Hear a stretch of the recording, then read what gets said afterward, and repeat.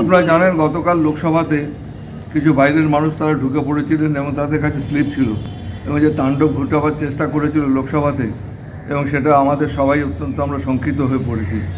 আমাদের বিধানসভাতে যেন এরকম বাইরের কোনো লোক ঢুকে পড়ে কোনো গণ্ডগোল করতে না পারে বা আমাদের যে সিকিউরিটিটাকে কোনো রকমভাবে ডিস্টার্ব করতে না পারে, সেই জন্য আমাদের এখানে যত সিকিউরিটি স্টাফ আছে তাদের নিয়ে একটা আমি আলোচনা করেছি এবং আমরা এখানে বিধানসভাতে ঢোকার ব্যাপারে এবং আমরা যারা আপনারা সাংবাদিক বন্ধু আপনাদের অনুরোধ করব, আপনারা আপনাদের আইডেন্টি কার্ড নিয়ে যাবেন, সেগুলো ডিসপ্লে করে বিধানসভায় ঢুকবেন।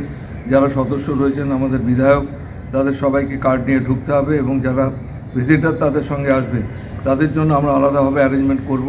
তাদের একটা করে ছবি তোলা হবে, ছবিটা দেখে তাদের আইডেন্টিটি দেখে তারপর ভেতরে ঢোকানো হবে এবং যাতে আমাদের বিধানসভার পরিবেশটা শান্তিপূর্ণ থাকে সেটা দেখার জন্য যা যা প্রক্রিয়া আমাদের একটু যারা সিকিউরিটিতে দায়িত্ব রয়েছেন তাদের শিফটিং করার ডিউটি করতে হবে, সেই সবগুলো আমরা আলোচনা করে আজকে অনেকগুলো সিদ্ধান্ত গ্রহণ করেছি। বাড়িতে অনেক লোকজন ঢোকে, আমরা এবার সিদ্ধান্ত নিয়েছি বিধায়করা আমাদের এই দক্ষিণ দিকের গেট দিয়ে ঢুকবে, অর্থাৎ যেটা আছে আমাদের এর উল্টো দিকে রয়েছে আমাদের আকাশবাণীর উল্টো দিকে, তাদের সঙ্গে যারা কম্প্যানিয়ান থাকবে তাদের পশ্চিম দিকের গেট দিয়ে ঢুকতে হবে।